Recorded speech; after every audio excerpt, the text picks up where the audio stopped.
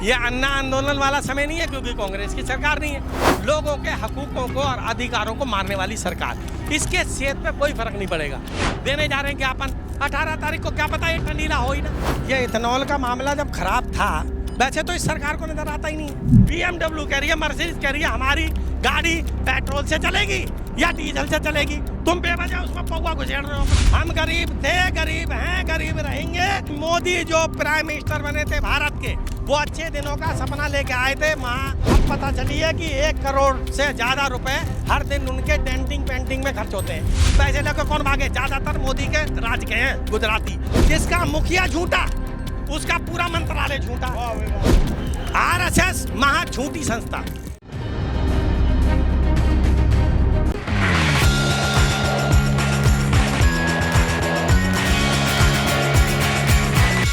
नमस्कार, मैं आकाश कुमार, स्वागत है आपका हमारे चैनल भैया जी गजब पर। जिस तरीके से सोनम वांगचुक पिछले 16-17 दिनों से हंगर स्ट्राइक पर बैठे हुए हैं, लोगों का अब सवाल और सहानुभूति अब ज़्यादा आ गई है। लोग कह रहे हैं कि जब अन्ना हजारे जी ने 13 दिन तक जब उन्होंने हंगर स्ट्राइक करी थी, तो उस वक्त जब कांग्रेस की सरकार थी उन्होंने सुन लिया था।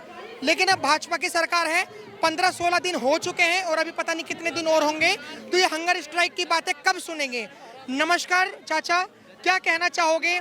आप ही की जैसी उम्र में पहले अन्ना हजारे जी थे। नहीं, उससे पहले जेपी आंदोलन जो था वो बड़ा कारगर सिद्ध हुआ। लोग निकल के आए जो सरकार के, मौजूदा सरकार इंदिरा के या कांग्रेस के विरुद्ध थे।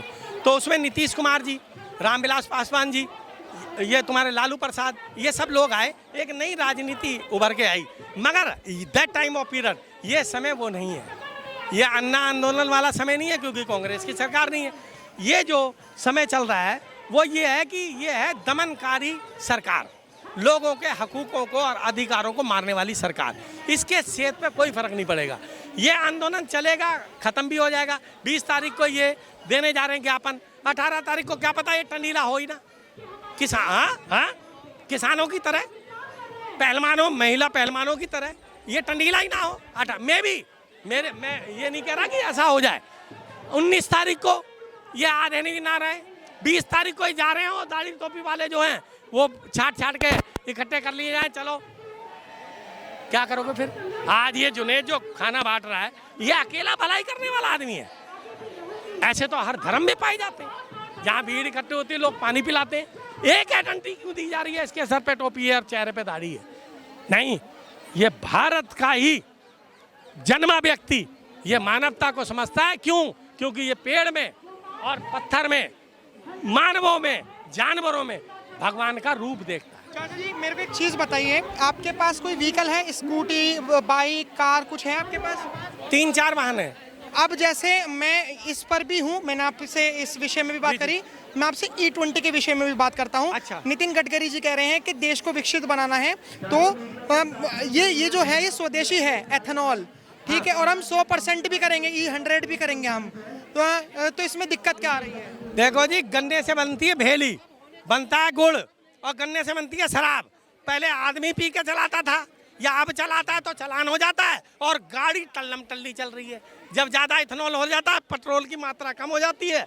20 और 80 का अंतर, जहाँ योगी जी ने कहा था ये 80 और 20 का अंतर, उसको साबित करके दिखाया है। जब इंसान 2 पैक लगाता है तो मस्ती में झूमता है, और जब इंसान टल्लम टल्ली हो जाता है तो नाले में पड़ा होता है। अब उसने, गाड़ी ने ज़्यादा पी ली, E20 का मतलब इथेनॉल ज़्यादा पी लिया या इस्तेमाल कर लिया, तो न्यूजल, प्लंजर, पिस्टन हैं वो सब खराब, तो आदमी भी खराब और ये भी खराब। मगर तुमने ये क्यों नहीं कहा कि T20 से तो एक लड़का करोड़ोंपति अरबोंपति बन गया?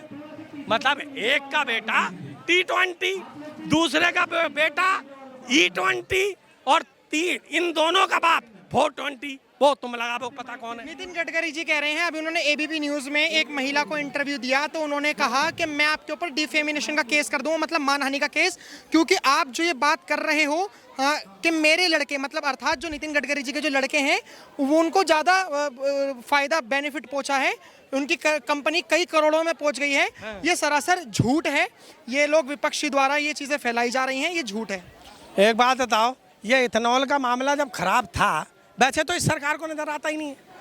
जो इसके हितैषी काम होता है ना, जैसे भीड़ द्वारा लोगों को मार देना, जैसे हिंदू मुसलमान करना, जैसे एक किसी धर्म को टारगेट बना के उसके खिलाफ जहर फैलाना, चाहे वो मेन स्ट्रीम मीडिया हो, आप लोग तो जमीनी स्तर पे पत्रकारिता करते हो, आपकी लोगों तक बात पहुंचती है। तो ये नितिन गडकरी हो या कपिल मिश्रा हो या हो भाई अमित शाह जी, जिसकी चल रही है उसकी चल रही है, आपके पास क्वेश्चन करने का मामला नहीं है। वरना वो यूट्यूबर है बिहार का मनीष कश्यप, उसके ऊपर जिंदगी खराब कर दी है। गाड़ी वाला कह रहा है कि मेरी गाड़ी पेट्रोल से चलेगी, और नितिन गडकरी कह रहे हैं जो पेट्रोलियम मंत्री हैं भी नहीं, और वो क्या कह रहे हैं कि मेरी ये पौवा पी के चलेगी। इथेनॉल में अल्कोहल की मात्रा तो ये है, और शराब में क्या है? तो गाड़ी वाला बगैर पिए चलान और गाड़ी का पी के चलान। अभी आप मानते नहीं हो कि ये एक स्वदेशी की पहली पहल है, क्योंकि नितिन गडकरी जी कह रहे हैं कि ये जो पेट्रोल है ये हमारे देश में नहीं बनता, किसी और देश से हम आयात करते हैं। लेकिन अगर हम इंडिपेंडेंट हो जाएंगे, हम इलेक्ट्रिक व्हीकल चलाएंगे और एथेनॉल से चलाएंगे अगर गाड़ियां, तो शायद हमारा जो फॉरेक्स रिजर्व है वो बचेगा। पूरी दुनिया में आदान प्रदान का सिलसिला है। हर बड़ा अमीर आदमी विदेश के यूरोप से या अरब में, तो पता ये चला कि कई लोग नैनीताल नहीं जाते मगर दुबई चले जाते हैं। ऐसी आदान प्रदान का सिलसिला ये है कि आने वाले कल में अगर मान लिया कोई और साधन निकलता तो 100 साल में पेट्रोल का सब्स्टिट्यूट तो निकला नहीं, तो तुम ये पौवा क्यों पिला रहे हो? क्यों इथेनॉल और वो क्या नाम, वो क्या बोलते हैं उसको, अरे अल्कोहल पिला रहे हो? जब गाड़ी एक्सेप्ट ही नहीं कर रही, सुजुकी कह रही है, होंडा कह रही है, BMW कह रही है, मर्सिडीज कह रही है हमारी गाड़ी पेट्रोल से चलेगी या डीजल से चलेगी, तुम बेवजह उसमें पौवा घुसेड़ रहे हो अपना, क्यों? चाचा एक बात बताइए, आपको परेशानी है, सबको परेशानी है, सबको इन द सेंस कि जिन से मैं बात कर रहा हूँ 100 में से 85% या 90% लोगों को परेशानी है। हमें कोई फर्क नहीं है, हम गरीब थे, गरीब हैं, गरीब रहेंगे। मोदी जो प्राइम मिनिस्टर बने थे भारत के, वो अच्छे दिनों का सपना लेके आए थे, उन्होंने हमें बड़े बड़े सपने दिखाए, और अब पता चली है कि 1 करोड़ से ज़्यादा रुपए हर दिन उनके डेंटिंग पेंटिंग में खर्च होते हैं।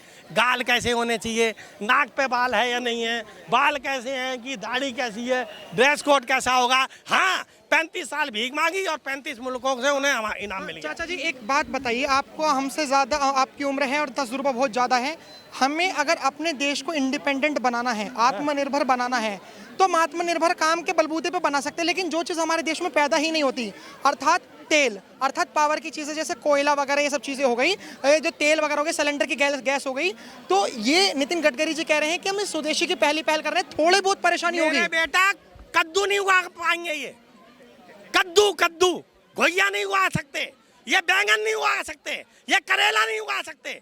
वो अमेरिका तो छिलकने वाली दवाई दे रहा है। क्या बात कर रहे हो? स्वदेशी किस बात का स्वदेशी? क्या दे रहा है अमेरिका? कपड़ा तक इनका अपना नहीं है। अरे ये घोइया नहीं उगा सकते, कद्दू, बैंगन, करेला, बगैर वो छिलकन वाले दवाई के। और बीज इन्हें कौन सा चाहिए?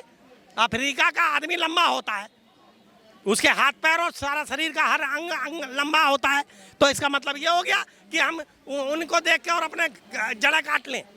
जो जहाँ पैदा चीज होगी वहीं तो होगी। ब्राजील में भी ऐसे एथेनॉल आ गया, एथेनॉल आ गया। वो क्या कह रहे हैं? नितिन गडकरी कह रहे हैं, वाहन मंत्री मोदी जी कह रहे थे कि सबके अच्छे दिन आएंगे। आप क्या ही नहीं हैं? आप क्या ही नहीं। देखो मुसलमान तो गरीब था, मुसलमान नहीं तो मैं मुसलमान हूँ तो किसकी बात होगी? तो मैं मुस्लिम नहीं, मैं आपकी इंडिविजुअल हमें मतलब कपड़ों से पहचान करवा रहा प्राइम मिनिस्टर मोदी, और तुम कह रहे हो कि मुसलमान की बात नहीं होगी। क्यों नहीं होगी भाई? अच्छा कर लीजिए, फिर लोग कहेंगे कि हमारा हिंदू इसमें कोई हमारा हिस्सा नहीं है।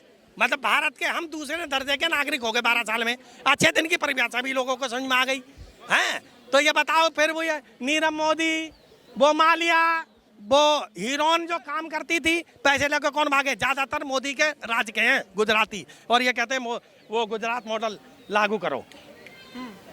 अब बताओ। अब चाचा बस मेरे को आखिरी सवाल का जवाब दे दीजिए। या मुझे ही आखिरी कर रहा है? अरे नहीं, मैं नितिन गडकरी जी जो कह रहे हैं हाँ। कि ये नितिन गडकरी से तेरा क्या संबंध है मुझे बता।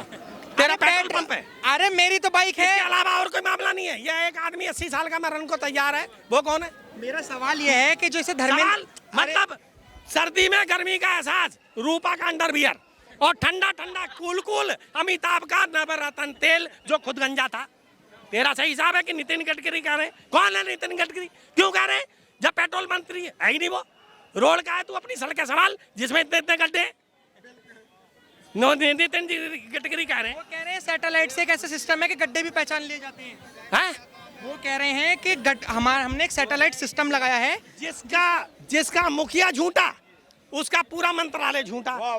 वो ये कह रहे थे कि दुबई के लोग सऊदी अरब के मुझे बुला रहे हैं कि जी ऐसे रोड बनाने, ऐसे रोड होने चाहिए। वो अमेरिका मूर्ख है।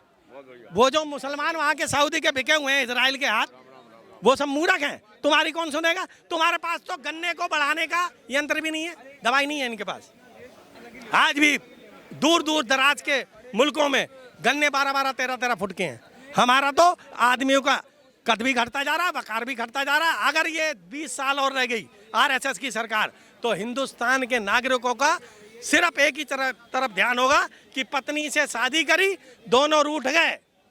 पति पत्नी से शादी करी, दोनों रूठ गए, और वो भी खाना खाता रहा, वो भी खाना खिलाती रही, मगर लड़ाई है। आजकल ज्यादातर लोग धर्म की तरफ घुसते जा रहे हैं। कोई फ्रिज में शिवलिंग देख रहा है। आपने एक बात बोली कि आरएसएस की जो सरकार है वो 20 साल और रह गई। मेरा एक सवाल, तो भारत सुन लीजिए, आपने जिस आरएसएस की बात कही, जो मोहन भागवत जी हैं, उन्होंने कहा है कि हम किसी सरकार से ताल्लुकात नहीं रखते हैं। ये लोग जो हैं ये मैनिपुलेट कर रहे हैं, आरएसएस किसी पॉलिटिकल पार्टी में नहीं। महाझूठ। आरएसएस महाझूठी संस्था। जैसे हिंदू मुसलमानों को 100 साल लड़ाया, कोई बात नहीं, पर इन्होंने मुसलमानों को भी मुसलमान से लड़ा दिया जाति के नाम से। उनके पास तो मुस्लिम राष्ट्रीय मंच भी है। वो महा से जो कहते हैं ना मुस्लिम राष्ट्रीय मंच के लोग मुसलमान है ही नहीं। हाँ, ला 1 लाख रुपए दूंगा अगर फैज खान ये कह दे मेरा दादा, मेरा बाप और मैं मुसलमान था। 1 लाख रुपए। इसमें एक और मैं तो तुझे तलाश कर रहा था। तुझे लोग इंटरव्यू नहीं दे रहे ना? कौन नहीं दे रहा? मैं दे रहा हूँ इस हिंदू मुसलमान। मेरे को किसी से इंटरव्यू लेने की जरूरत नहीं, मैं तो हिंदू मुसलमान पे। अरे आरएसएस के खिलाफ कौन बोलेगा यार? कौन बुलवा लेगा?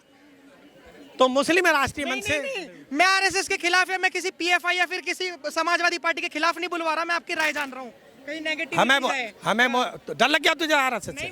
मैं क्यों डरूंगा? कर रहा था। तो मुसलमान आरएसएस ने 100 साल की उपलब्धि में ये चीज पाई है कि मुसलमानों को 3 रूप से बांट दिया।